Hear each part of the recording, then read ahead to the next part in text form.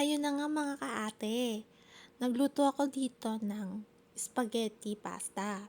So, nagpakulo na ako ng tubig dyan. Okay?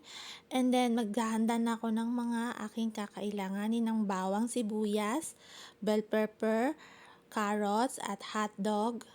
At syempre, hindi mawawala ang tomato sauce at saka yung mushroom. Saka naglagay na rin ako ng corned beef dyan, mga kaate. Ayan na, ayan na mga kaate ko, naghanda na po ako ng kawali at pinainit ko na po yung kawali at nilagyan ko na po ng mantika. Ayan. Tapos, hintayin lang po natin uminit yung mantika mga kaate ko. Ilalagay po natin dyan yung hotdog. Piprituhin po natin, yes. Piprituhin po natin yung hotdog. Ayan. At minikos-mekos ko na po yan. Ayan. Pagkatapos nyan, luto na yung hotdog. Hahanguin ko na po yung hotdog mga kaate ko. At pag nahango na po natin yung mga hotdog na yan, mga kaati ko, isasabay po natin dyan yung bawang. Yes! Mga kaati ko. Yan. At sinabay ko na po dyan yung sibuyas at yung bell pepper. Yan. Mekos-mekos lang po yan ulit. At ilalagay ko na rin po dyan yung carrots. Yes! Ilalagay po natin dyan yung carrots para may gulay naman po yung spaghetti sauce natin. Mekos-mekos lang po ulit. Mekos-mekos. Yan. Masarap po yung mini mekos. Naglagay nga po ako dyan ng corned beef. Ay, hindi po yan sponsor mga akaati ko ha. Okay? Naglagay po ako dyan ng mainit na tubig sa lagayan ng corned beef kasi mamaya po lalagyan ko po ng kaunting tubig.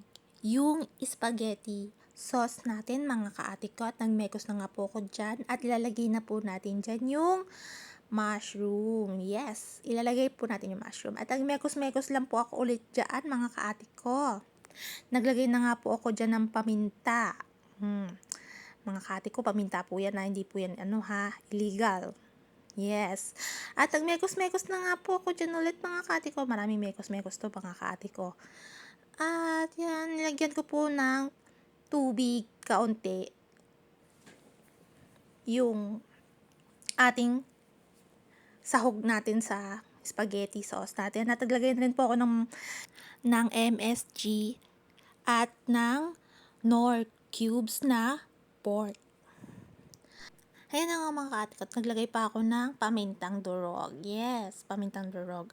At ilalagay ko na po dyan yung spaghetti sauce natin. Mga kaatik ko, oh my God, ito na yung binaghihintay kong spaghetti sauce. Ang gamit ko dyang sauce is yung cheesy. At naglagay po ako ng fresh milk dyan, mga kaatik ko, para talagang creamy-creamy yung spaghetti sauce natin.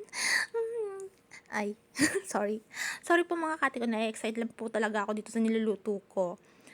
At talagang gustong-gusto ko po talaga yung creamy na texture ng spaghetti sauce natin. At nagmekos-mekos lang po ako dyan, mga kaati ko. Minikos-mekos ko lang po. At kapag ganyan na po, naglagay na po ako dyan ng asin. Medyo nakukulangan pa po ako dyan sa asin at nilagdagan ko pa po. Naglagay po ako ng iodized. Ayan na nga mga kaati ko. At ilalagay ko na po yung pinrito ko kaninang hotdog. Toppings na po yan dyan, mga kaati ko. Kasi luto na naman din po yung hotdog.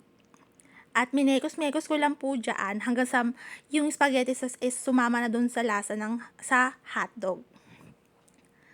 Ayan. Mekos-mekos lang po mga kaati ko at okay na.